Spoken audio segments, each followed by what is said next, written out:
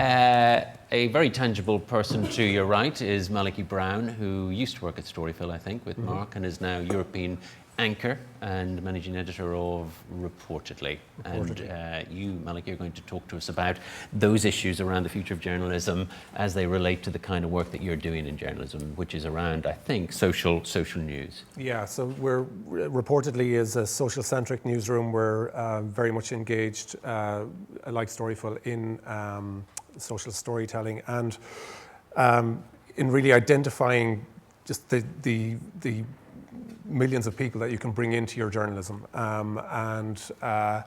You know, it was interesting to me that 60% of the audience in the Irish Reuters survey don't trust social media, which means that we as journalists aren't doing our job in telling those types of social stories. Because they're out there, and really what we're trying to do, we operate as a foreign desk essentially.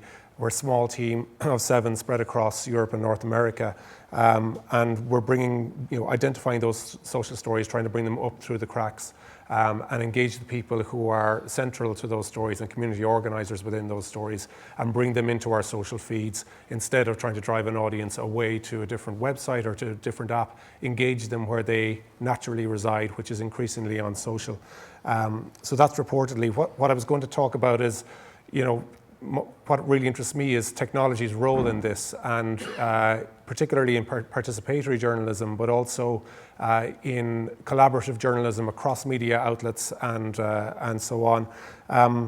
A number of other people who are doing the type of social first journalism that we're doing are AJ Plus. They've got a big team of 100 people who are producing topical, relevant videos and optimizing that delivery on social media platforms and they're up less than a year, and they're building a big audience on social. And there are a number of other outlets as well who are building audience as well, and they're going to figure out where the business model comes after the audience that they build. I think there are interesting things on participation that are being done by ProPublica, who are releasing massive documents out into the public and asking their audience and their community for help in verifying documents and extracting key data into data sets that are cross-verified and then released into the public as well. I know that the Irish Times has started doing that since February. Guardian are doing that as well. They're doing really good open data journalism and then releasing that data into the wild so that others can build upon it. I think Spiegel Online was interesting to me from a mobile perspective, that 15% of the population in Germany have downloaded their app because they're quite proactive in asking people to give information about themselves through the app, and then going out and saying, okay, we know something has happened in downtown Munich, and identifying their audience who are there and reaching out to them and asking them to engage and validate what they're seeing and verifying what they're hearing through their reports. As Mark says, the smartphone is there before any professional camera is there on most stories now. I think technology is a huge enabler for us, not just in identifying sources and cultivating sources, but also for media in how we deliver our media out there. Again, if you look at the mobile phone, like, it knows so much about us. It knows more than our parents and arguably our spouses about our behaviours and what we do.